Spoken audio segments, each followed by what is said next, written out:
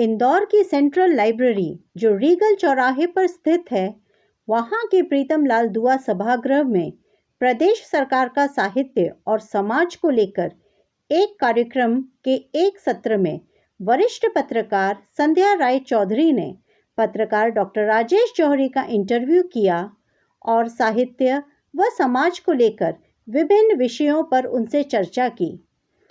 आइए देखते हैं उस इंटरेस्टिंग इंटरव्यू के कुछ अंश। हमारे सामने है राजेश जौहरी, टाइम्स ऑफ इंडिया के पत्रकार हैं, काफी सालों से पत्रकारिता कर रही हैं। और अभी मैंने पूरा आपका परिचय पढ़ा तो बहुत अच्छा लगा कि पत्रकार तो आप अपने पेशे से पत्रकार हैं, पर बहुत सारी विविधताएं, बहुत सारी विशेषताएं हैं आपके व्यक्तित्व में। लेकिन मैं सबसे पहले यही, और हम आगे शुरू करें, जो मेरा अपना विषय है कि विद्यार्थी पुस्तकालय है, उसी से ही संबंधित पूछना चाहती हूँ कि आप अंग्रेजी के टाइम्स ऑफ इंडिया के हैं, लेकिन हमारे यहाँ का जो मध्य प्रदेश है या ये जो हमारे यहाँ हिंदी भाषा ज़्यादा, हमारे यहाँ हिंदी भाषा को जानने वाले ज़्यादा हैं। तो आप भाषा को लेकर हमें बताइए कि दोनों ही, हिंदी तो महत्वपूर्ण है ही और अंग्रेजी भी महत्वपूर्ण है। तो ये जो स्कूलों में, खासकर जो सरकारी स्कूलों में अलग ही पहचान बन जाती है कि सरकारी स्कूलों में जो भाषा की जो समस्या है, अंग्रेजी भाषा की जो समस्या है, वो बड़ी विषम देखने में आती है। तो भाषा को लेकर क्या ऐसा किया जाना चाहिए कि जितने पब्लिक स्कूल के जो स्टूडेंट्स नजर आते हैं, उसी तरह से दूसरी संस्थाओं में भी जो सरकारी स्कूल हैं, उनके बच्चों में भी वही व्यक्तित्व नजर आए कि हाँ, उनका भी भाषा पर उतना ही अधिकार है। संध्या जी, जैसा कि अभी न्यू एजुकेशन पॉलिसी आपने देखी होगी, तो उसमें जो एक सबसे फंडामेंटल चीज की गई है कि भाषा का जो बैरियर है उसको तोड़ा जाए। अब आप देखिए कि पत्रकारिता अंग्रेजी में करे या कोई हिंदी में करे, पत्रकारिता में उस खबर की आत्मा वही की वही रहेगी, किसी भी भाषा में रहे। ये है कि अंग्रेजी की पत्रकारिता का एक अलग स्वरूप होता है और उसका एक क्लास है, वो क्लास उसको पढ़ती है। लेकिन ऐसे बहुत सारे उदाहरण हैं जो नर्मदा बचाओ आंदोलन के समय के हैं और बड़वानी में जो जब घटना हुई थी, आगे चली गई थी 34 लोगों की, ऐसे हमारे पास कम से कम 100 से ऊपर ऐसी खबरें हैं जो कि आज तो टाइम्स ऑफ इंडिया में छपी हैं या इससे पहले दूसरे जो अंग्रेजी अखबारों में काम किया उसमें छपी हैं, लेकिन अगले ही दिन या शाम वाले हिंदी अखबारों में वो फॉलो होती हैं और उसको फिर वो जो है वो भाषा का बैरियर टूट जाता है। तो इससे फर्क नहीं पड़ता, भाषा सिर्फ हमारे संवाद का एक माध्यम है। भाषा ना कोई बड़ी होती है ना छोटी होती है, ना कोई अच्छी होती है ना कोई बुरी होती है, बल्कि अपनी मातृभाषा से अच्छी कोई भाषा नहीं होती है, यह हम सबको मानना चाहिए। और हिंदी, अंग्रेजी, संस्कृत तीनों पे बराबरी का कमांड है हमारा। और हमें इस बात की बहुत खुशी होती है कि जब भी कभी चाहे हिंदी की बात होती है, रश्मि मैडम को मालूम है अच्छे से, क्योंकि हिंदी पे भी किसी तरीके का कोई जो है कमतर नहीं है उसकी। अब आपने पूछा कि सरकारी स्कूलों में जो अंग्रेजी वाला मसला, तो न्यू एजुकेशन पॉलिसी ने सब कुछ क्लियर कर दिया है। अंग्रेजी या किसी भाषा पर जोर देना इतना जरूरी नहीं है, जरूरी है ज्ञान होना। तो अब जो उसमें न्यू एजुकेशन पॉलिसी में आप लोगों ने पढ़ा होगा कि उसमें इम्पोर्टेंट ये है कि एक इंस्ट्रक्शन का जो माध्यम वो होना चाहिए जो कि उसकी मातृभाषा का है। जो कि आप चीन का आदमी, जापान का आदमी इसलिए दुनिया का सबसे अच्छा साइंटिस्ट है, सबसे अच्छा इन्वेंटर है, और चीन के आदमी ने आज पूरी दुनिया के मार्केट पे कब्जा कर लिया है। जर्मनी, छोटा सा देश जर्मनी, छोटे छोटे स्पेन और फ्रांस, उसके अलावा उससे भी छोटे छोटे देश हैं जो कि अलग अलग चीजों में अपनी महारत हासिल रखते हैं। उसके पीछे कारण यही है कि वो अपनी मातृभाषा में रिसर्च करते हैं। बच्चों का जो जब शुरुआत का समय होता है, जैसे यहाँ पे जितने भी शिक्षक बैठे हैं उनको मालूम होगा कि जो जब से बोलना शुरू करता है बच्चा, उससे पहले से लर्निंग शुरू होती है, उसकी प्रोसेस ऑफ लर्निंग पर, और हर दिन हजारों शब्द सीखता है। वो बोलने से पहले ही शब्द सीख चुका होता है, फिर उसके बाद वो उसको प्रयोग में लाता है। तो इसलिए बजाय इस पे जोर देने के कि सरकारी स्कूलों में हम अंग्रेजी को बढ़ावा दें, हम इस पे ध्यान दें कि जितना भी पढ़े वो इतने अच्छे से कम जो उसकी संस्कृति है। हमारे यहाँ महर्षि उनका नाम अभी दिमाग से उतर रहा है, जिन्होंने विमान शास्त्र लिखा था, तो उनका विमान शास्त्र आज वो करीब 3000 साल पुरानी वो किताब है। उस किताब को आदमी समझ ले तो राइट ब्रदर्स और जो ये वाली बातें हम अभी सुनते हैं 100 साल की, तब आपको पता चलेगा कि विमान शास्त्र में, क्योंकि वो सिर्फ पुष्पक विमान या रामायण और महाभारत की कहानी नहीं है, उसमें टेक्नोलॉजी दी गई है, उसमें वो चीज दी गई है। आप सुश्रुत संहिता अगर हमको संस्कृत आती होती तो उस जमाने में महर्षि सुश्रुत ने जो सर्जरी के ऊपर लिखा है, चरक संहिता ने केमिस्ट्री के ऊपर लिखा है, तो हमने ये 100-150 सालों में सारे केमिस्ट्री के फॉर्मूले जितने भी पढ़ रहे हैं ये पढ़ रहे हैं, लेकिन ये सब चीजें बहुत पहले थी। तो इसलिए भाषा जो है इम्पोर्टेंट नहीं है, मातृभाषा ज्यादा इम्पोर्टेंट है। ये इस बारे में खास बात है। मतलब आप आशान्वित हैं भाषा को लेकर, तो चाहे वो इंग्लिश में बोली जाए या लिखी जाए, और जिस तरह से आज बच्चों में इस तरह की होगी भाषा को लेकर, बच्चों में वैसे ये आपका अच्छा लगा कि आप आशान्वित हैं, लेकिन जो मैंने भी देखा है कि लेकिन बच्चों में भी भाषा को लेकर काफी इस तरह के बच्चों की होना चाहिए, चाहे वो बोलचाल में हो, चाहे उनके लेखन में हो, भाषा में कहीं ना कहीं अभी बहुत अलग तरह की चीजें बच्चों में आई हुई हैं। जैसे आपने कहा, जैसे हमारा विषय पुस्तकालय, तो वही प्रश्न है कि जो पठन है, मतलब जो पढ़ा जा रहा है, वो कितना आपको लगता है कि वो पढ़ा जा रहा है, बच्चे उतना पढ़ रहे हैं, या आम भी पढ़ रहे हैं बच्चे, जितनी आज जरूरत है बच्चों में कि हाँ उनको ज्यादा पढ़ना चाहिए। पुस्तकालय हमारे बने ही इसीलिए हैं, तो ऐसा क्या हो सकता है कि उसमें उनका इंटरेस्ट ज्यादा बढ़े बच्चों में और वो पढ़ने जाए। अब इससे पहले शस्त्र में जो माहेश्वरी साहब थे, वो बहुत अच्छी बात उन्होंने बोल दी है, और वो पूरी की पूरी पठन पाठन को लेकर अगर रुचि बढ़ानी है बच्चों में, तो माहेश्वरी साहब तो निकल गए यहाँ से, चले गए, तो उन्होंने जो बात बोली थी कि हम जिसके ऊपर हमारा टारगेट ऑडियंस जो है, टारगेट जो हमारा रीडर है, उसको पढ़े बिना ही हम अपनी किताब लिख देंगे तो रीडर कभी नहीं पढ़ेगा। तो उन्होंने कहा बच्चों की किताब लिखनी है और बच्चों के बारे में आपको नहीं मालूम, तो इसलिए एक बात तो ये हो गई कि किताबों का, लेकिन एक बहुत अच्छी सकारात्मक बात इसमें ये आई है कि पिछले 20-22 सालों में स्थितियां ये हुई थी कि ऑनलाइन की तरफ तेजी से बढ़ गए थे, लाइब्रेरी खाली होने लगी थी, लाइब्रेरी पुस्तकालयों में लोग जाते नहीं थे, विद्यार्थी को इतना आसान हो गया। फिर जब से ये एंड्रॉइड आया तब से तो बिल्कुल ही क्रांति आ गई। लेकिन सकारात्मक पहलू ये है कि डॉक्टरों ने और फिजियोथेरेपिस्ट ने और जितनी रिसर्च हुई है वो ये बता रही है कि ऑफलाइन पढ़ाई जो है वो हमारी सेहत के लिए ज्यादा अच्छी है ऑनलाइन से। एक बात, मेन कारण चश्मा लग रहा है, चश्मा लगना कोई खराब चीज नहीं है। चश्मा जिसको लगा है उसको ऐसा नहीं कि कोई वो नेगेटिविटी आ गई है या कोई, लेकिन एक हमारे लिए मुसीबत तो एक नहीं हो गई ना चश्मे की, उसको चश्मे को संभालना, चश्मे को मेंटेन करना। तो आज बच्चों में, छोटे छोटे बच्चों को जो चश्मे लग रहे हैं उसका मेन कारण यही है। और दूसरी बात है कि डॉक्टर्स का, रिसर्च का ये भी मानना है कि बैकेक हो रहा है, स्पॉन्डिलाइटिस हो रहा है, L1 L2 की प्रॉब्लम हो रही है, किसी को कमर दर्द है, किसी को कुछ है, और ऊपर से इंडाइजेशन की प्रॉब्लम हो जाती है क्योंकि घंटों जो है। और ब्रेन में इसलिए कि जब हम ऑनलाइन देखते हैं तो लगातार हमारी आंखें बंद नहीं होती हैं।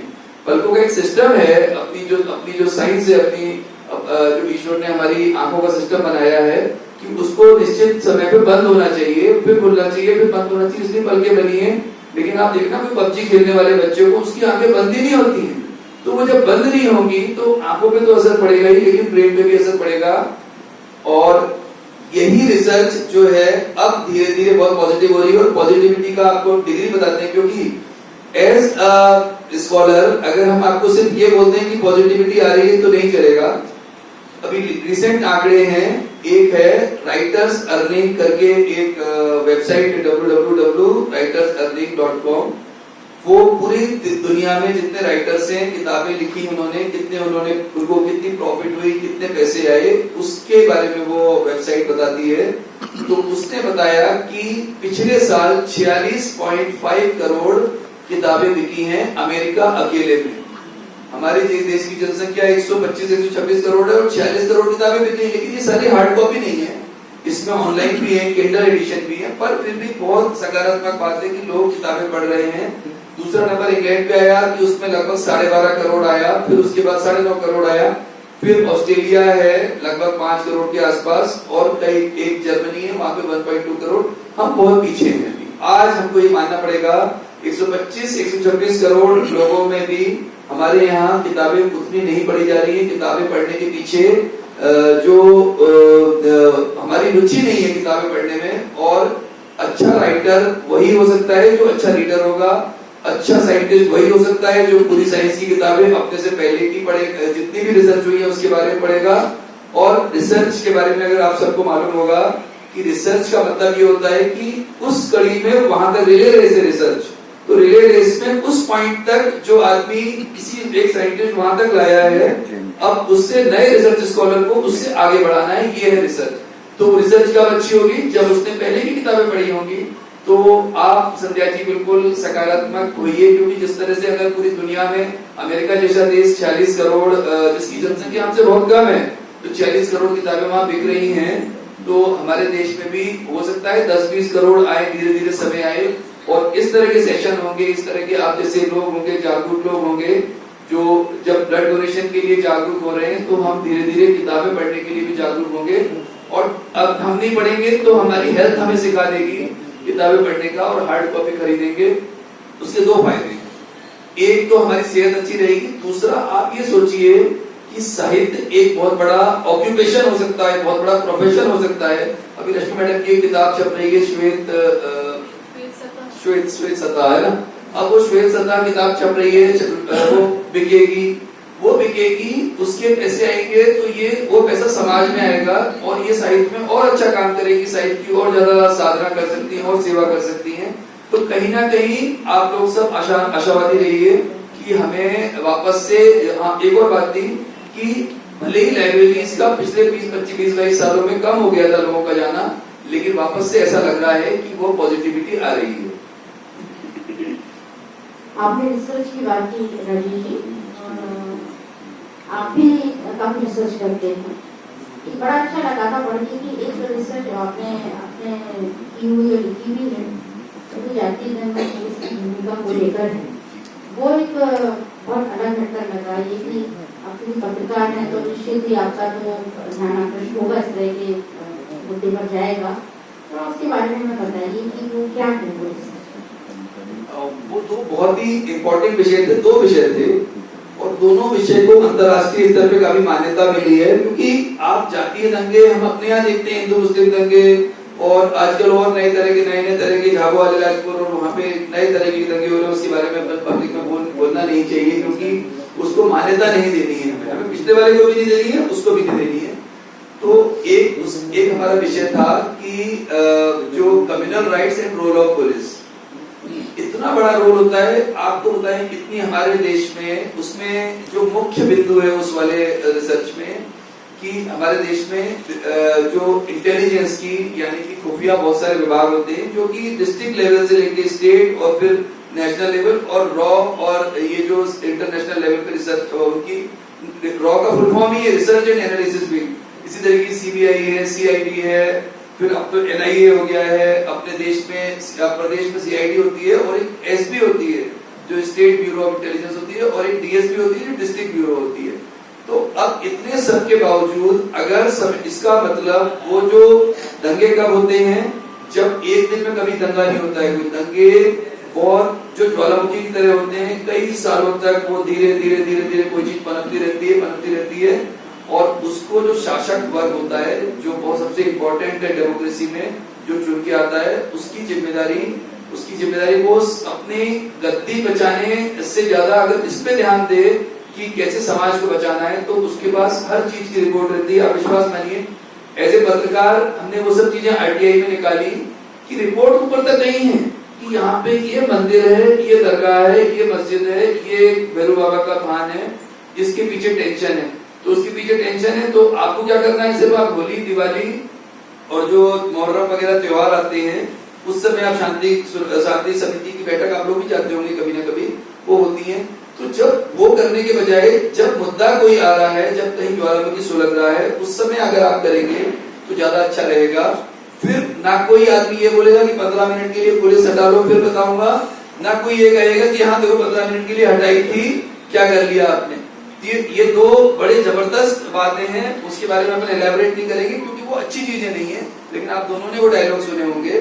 तो इसलिए दूसरा था criminalisation of politics and politicisation of crime, यानी कि राजनीति का अपराधीकरण और अपराधों का राजनीतिकरण, अपराधियों का राजनीतिकरण। आप देखिए हमारे सागर विश्वविद्यालय जो डॉक्टर हरि सिंह गौर यूनिवर्सिटी के 50 वर्ष पूरे हुए, उसमें एक व्याख्यान रखा गया था। आप में से कोई डॉक्टर हरि सिंह गौर विश्वविद्यालय का है क्या? आपने कब कौन सी ईयर में ग्रेजुएशन किया? मैंने 2006 में पीजी किया। तो आपको बहुत जूनियर है ना। तो हमने एक्चुअली 94 में मास्टर डिग्री करी थी वहां से। तो उसके बाद अभी बीच में जब आपका पढ़ाई चली थी तब 50 साल हुए थे, है ना?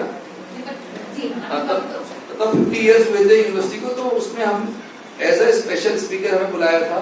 उसमें हमें बहुत बड़ी कहानी थी वो, लेकिन हमने ये बताया, जो सामने जो लोग बैठे थे, तो हमने ये बताया कि कैसे उसमें बड़े बड़े साइंटिस्ट भी आए थे। तो हमने बस आपको शॉर्ट में बताते हैं कि उस पूरी रिसर्च का निचोड़ वहीं से निकल के आया था कि जो सबसे जो पढ़ नहीं पाया, कुछ 10वीं 12वीं से ही बिल्कुल ऐसा निकल गया, और 10वीं के बाद ही उसकी बड़े माँ बाप परेशान रहते थे और पढ़ नहीं पाया, फिर किसी तरीके से कॉलेज चला गया, वो तो बन गया जो है नेता बन गया, है ना? सॉरी बुरा मत मानिएगा, कोई अपने बीच में लीडर हो तो, है ना? तो बस हाँ, तो वो नेता बन गया, उसमें थोड़ा सा और आउटलो निकल गया तो वो क्रिमिनल बन गया। और जो थोड़ा सा पढ़ने लिखने वाला था, जो होशियार आदमी था, उसने 12th के बाद वो या तो डॉक्टर बन गया या इंजीनियर बन गया, IIT चला गया, और उसके बाद थोड़ा सा जो कम रहा वो प्रोफेसर बना, टीचर बना। अब प्रॉब्लम क्या हो रही है, जो चौथा वाला आदमी है, वो जो क्रिमिनल है, जो उसके पास मसल पावर भी है, उसके पास मनी पावर भी है, वो तीनों को कंट्रोल करता है, क्योंकि नेता को उसकी जरूरत है। नेता को जो वो बोलेगा, आपने यूपी का किस्सा देख ही लिया होगा, इतने बड़े बड़े किस्से यूपी में हुए हैं, तो वो हो गया। और नेता, आप सोचिए वो लीडर जो कि खुद अनपढ़ है, वो एक शिक्षक को, यहाँ पे अभी बीच में एक दिन एयरपोर्ट पे कैसी घटना हुई, बहुत सीनियर ऑफिसर को एक नेता जो कि अनपढ़ है, उसने बहुत बुरी तरीके से डांटा। और आप सबने अखबार में पढ़ा होगा वो, तो अपन नेता या उस अधिकारी का नाम लेना ठीक नहीं है, लेकिन उनको इतने बुरे तरीके से डांटा। वो उसको सिखाएगा जो बेचारा जो इतनी मेहनत करके IAS तैयार पास करके आया है, लेकिन वो कुछ नहीं बोल पाए। क्यों? क्योंकि वो उसके नीचे उसकी ACR, उसका पूरा करियर खत्म कर देगा वो जरा से में। तो ये जो है, ये दोनों रिसर्च बहुत इंपॉर्टेंट थी। Thank you. आगे नहीं, वो तो ये सही बात है आपकी कि ये ऐसा मंच भी नहीं है और ये ऐसा समय भी नहीं है, लेकिन निश्चित ही इस तरह की आपसे जरूर करना चाहेंगे, क्योंकि आप लोग फील्ड से जुड़े होते हैं, तो आप वास्तविकताओं से ज्यादा परिचित होते हैं। तो जरूर चाहेंगे कि हम इस तरह का कोई सत्र आपके साथ में करें कि जितनी आप बातें बताना चाहते हैं, जान सकते हैं, बता सकते हैं, उतनी आप बातें मतलब कोई रिकॉर्ड ना करें, हाँ, मैं खुद भी समझती हूँ इस बात को। ऐसे इश्यूज बहुत जरूरी है अगर हम बाकी बच्चों के भले के लिए कुछ काम करना चाहते हैं। ये ओपन फॉर्म इस तरह की जो हम कॉलेज प्रोग्राम कर रहे हैं, इनफॉर्मल शोज होना बहुत जरूरी है।